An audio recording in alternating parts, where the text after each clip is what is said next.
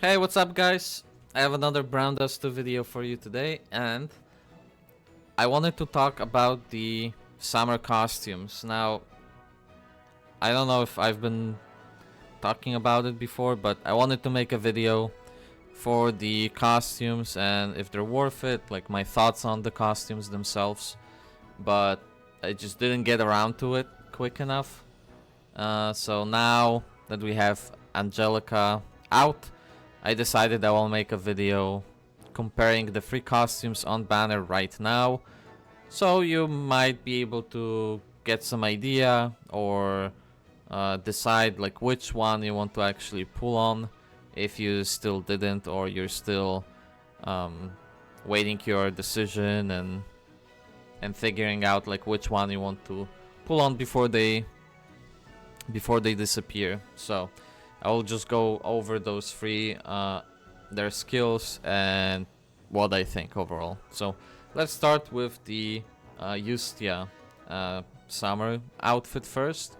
So Eustia herself, actually maybe I can go from just this menu. Yeah, okay, like this.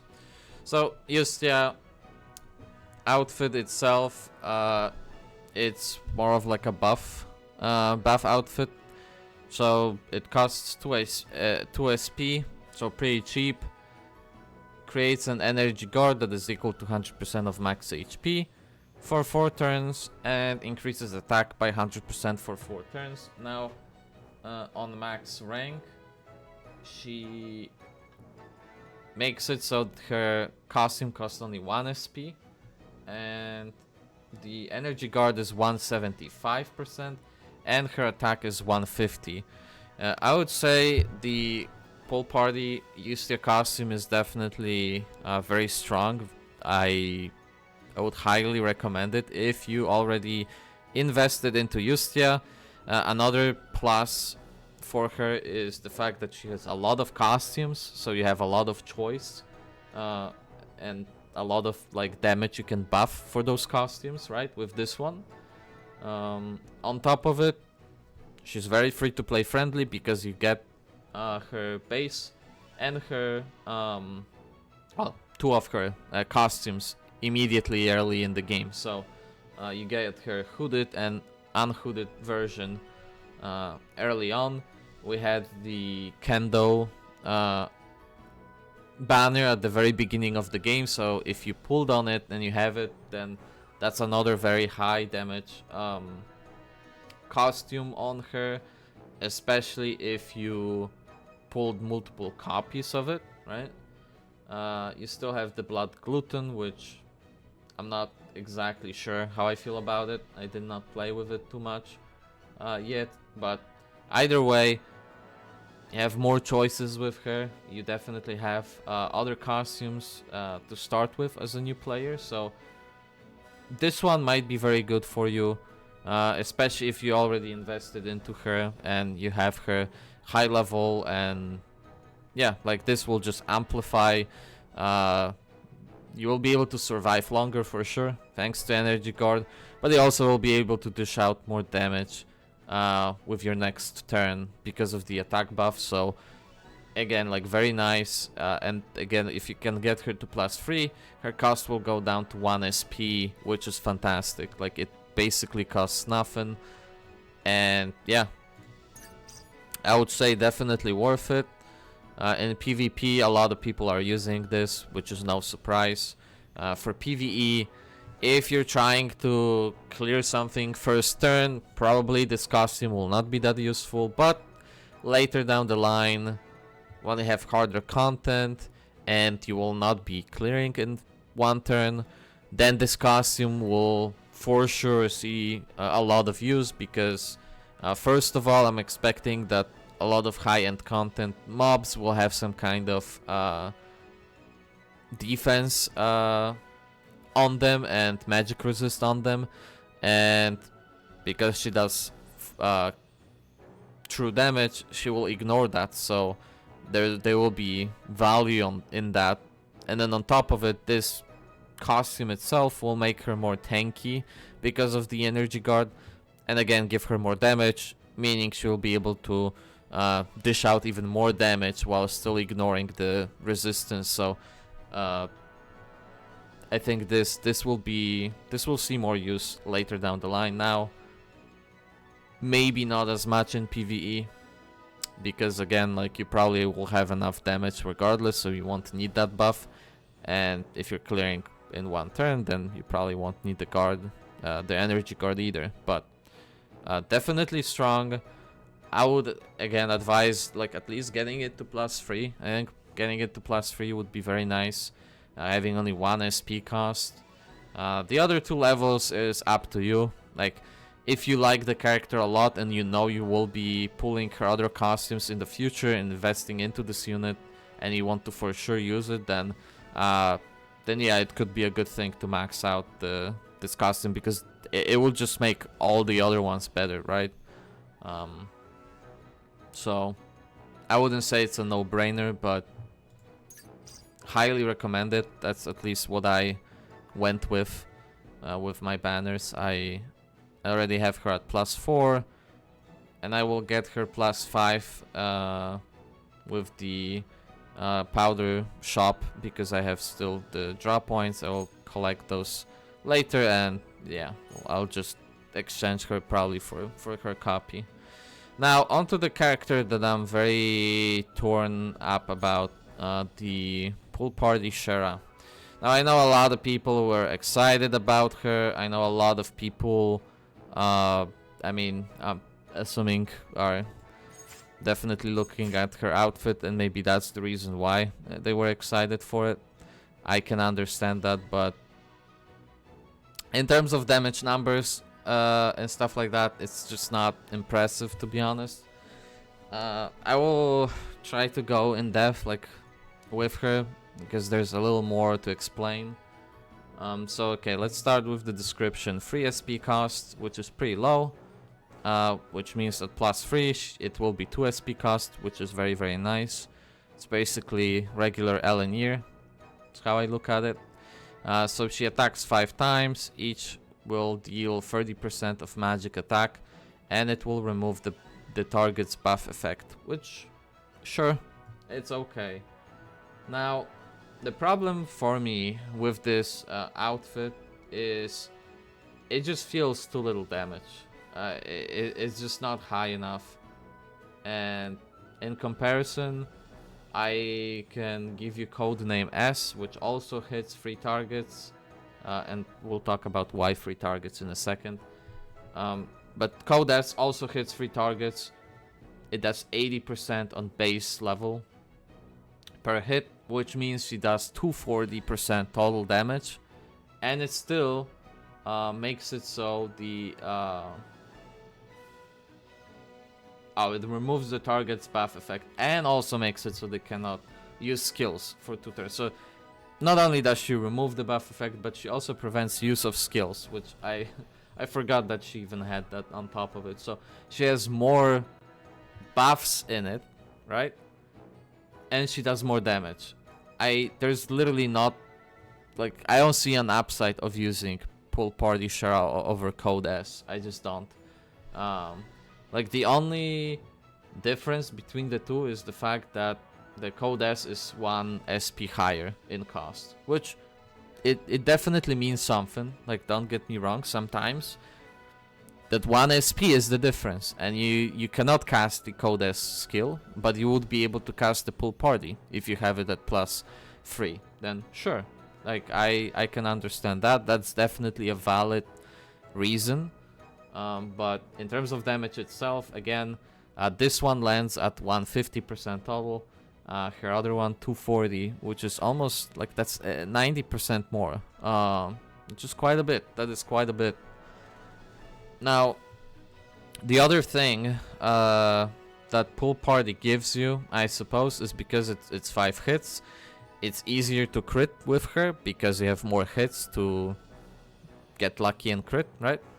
So if you need like 1 crit maybe when fighting a mob, and that's all you need, then you have 5 tries to get it. So, like, I guess she could be more consistent. if you don't need the full damage of the skill, like as in like the skill doesn't need to fully crit to kill the target, but you only need like 1 or 2 crits, then this could be better in that regard. Also, because she hits 5 times, she also increases the chain damage faster, right? Because she hits 5 times. I'm not sure exactly how much chain damage gives you. I would assume maybe like 10% each chain damage level or something. Hard to say. I did not test it out yet, so not sure how much value I would place into chain damage. Now, the last thing that I need to explain is the free target, because you clearly look at the pattern, you're like, you can hit 5 targets. Well, yes, you could hit 5 targets if you could hit in this way, but you cannot. And the reason why is because the board itself has only 3 lanes, at least so far. Maybe it will change later down the line, and then this costume will be definitely way more value, because now you can hit up to 5 targets instead of 3 targets like Code S. Then the damage comparison will change. But as it stands right now, we only have 3 lanes, meaning she only can hit 3 targets maximum, just like Code S.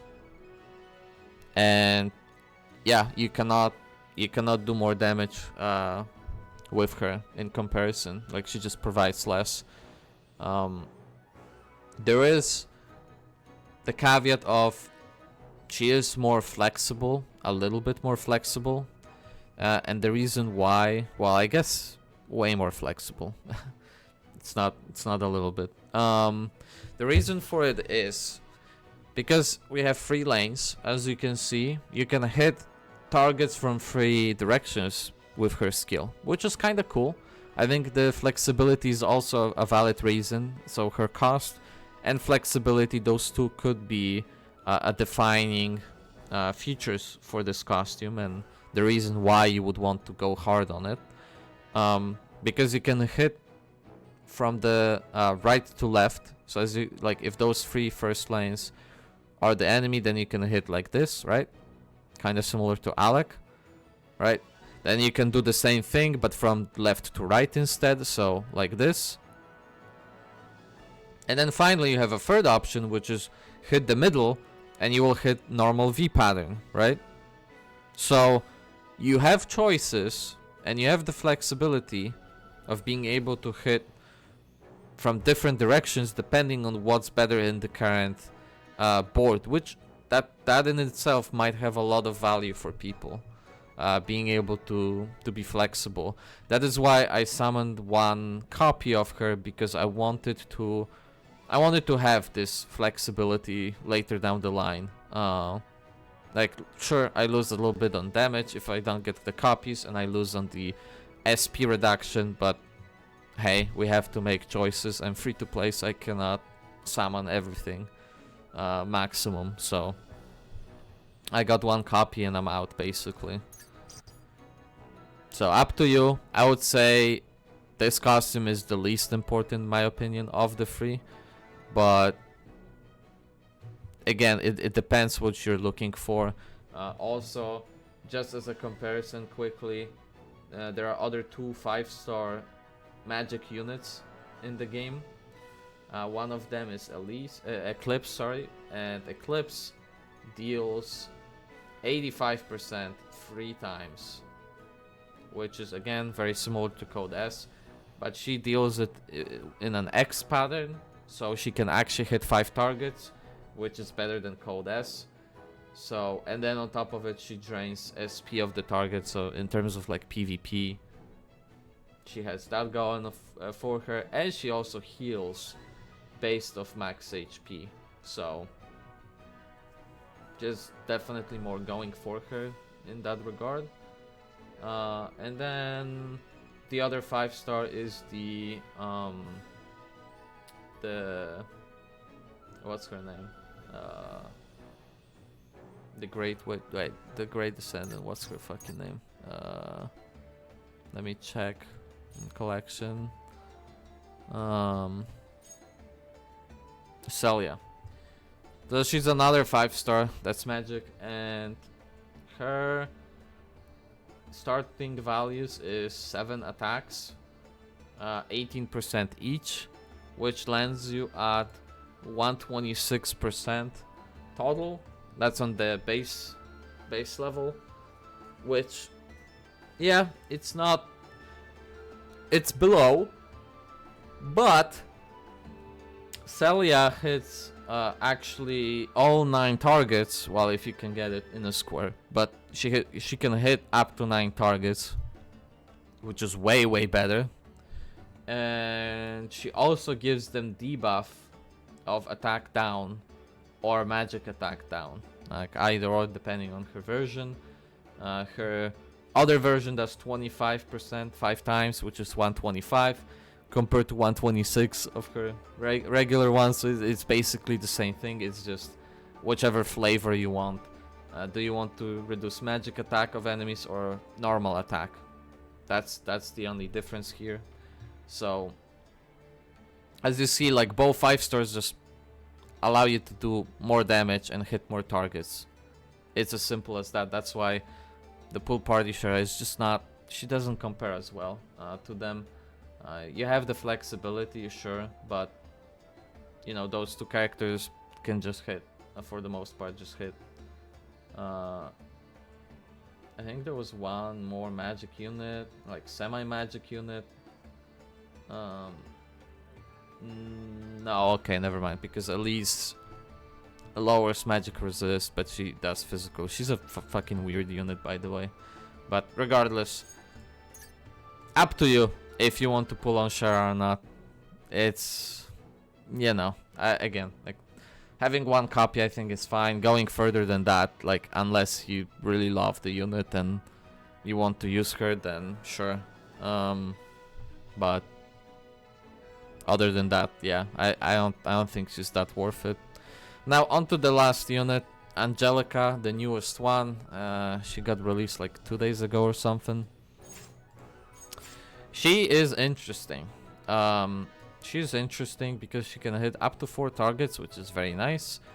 The SP cost is 5, which is big. That is a big cost for sure.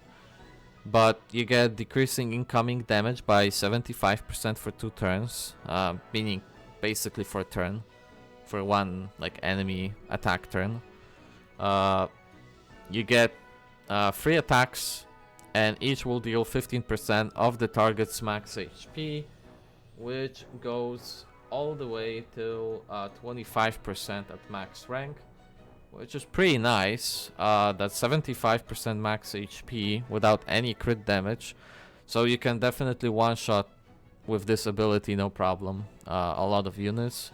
And because she does magic damage, a lot of people in PvP specifically will be using defense instead of magic resist, so she will be able to one-shot pretty much anything she hits if you have her build.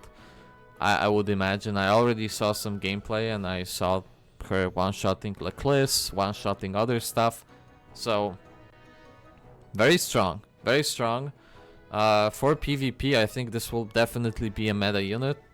So if you're into PvP, I would say she's probably the strongest of the 3. If you're not into PvP, I think still she will be very strong. Maybe not now, but I think later down the line she might see a lot of use. Right now she would be used for just doing damage to enemies. I think even as a new player you probably would go for her instead of the other 2, because if you're pushing content, being able to do the 15%, and if by any chance you're summoning even more on her and you get some copies, which is relatively realistic that you will get some copies, you get her SP cost down to 4, suddenly you're doing maybe like, you know, 20% or 21% per hit. Those PvE mobs you can definitely one-shot with a little bit of crit damage on her. So even in PvE, I think she'll definitely be able to carry you in content. And if you don't kill in 1 turn, you get the increased or decreased the incoming damage by 75. So she'll be able to also tank frontline for you if you still didn't kill everyone. So I think for PvE she will be very, very strong. So to wrap up and kind of go over the recommendations again, I would say the number one for newer players would be Angelica out of the three. For more established players, it will depend, but I still think Angelica probably is the strongest of the three. It's kind of hard to compare her to something like Eustia, because Eustia is kind of like a force multiplier for the rest of the costumes you have, so it will heavily depend on what costumes you have and how many imprints you have on those costumes, and if you are using the character and if you're planning on using the character. So like Eustia costume is kind of, you know, with like an asterisk. It's a special case here, so it will depend from account to account. Angelica is just good. She's just straight up good. So I would like blindly summon on her and you will be good. Plus, she's a new unit overall, so you will get a collection bonus too for having her as a unit. So there's that too.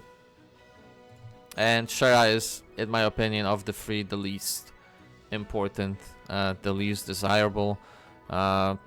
She doesn't do big damage in comparison to other options for magic users, and again, like, she provides some flexibility, but you know, it's just not as good. I would say like she's just mediocre overall. Even if you max her out, I think. How much she gets? I think it's like 60% per hit. Is it 60? It is 60, so like 300 total, which is not a lot, to be honest. Like 300 total is not a lot, because even 3-star unit, Maria, I believe is her name, she does 200 twice, which is 400, and she also hits 3 targets, but in a line, and also, well, okay, she costs 1 SP higher than, well, actually 2 SP higher. Is it 2? It is 2, because this is +5 already, so maxed out. So she's definitely more expensive, but she also deals more damage. But I don't know, she's a 3-star too, so she's capped at 60, while Shara is 5-star, so she can go all the way to 100, so her base stats will be obviously higher to the 3 and 4 stars in comparison, especially if you max her out, get like +5 on her costumes, then she will be better than all 3 and 4 stars, I'm sure. In terms of 5 stars, if you're comparing +5, then nah, she probably will be the weakest of them all. But you only have Celia and Eclipse to compare it to, so if you're making your team, you probably will bring fucking... You can bring both of those characters, and you can also bring the Shara, right? And you still have 2 more slots, 1 for buffer, 1 for maybe battery. So like, there's just not enough magic users right now. But either way, I've been rambling too long with Shara because I don't know. I just wanted to fully explain my thoughts on her, because I know like some people will be probably mad that I say she's mid, but either way, like, that's how I feel. You can disagree, and just, yeah, make your own choices, which one you want to summon on. Those are my recommendations. Alright, that's it from me for today, and until I see you next time. Peace.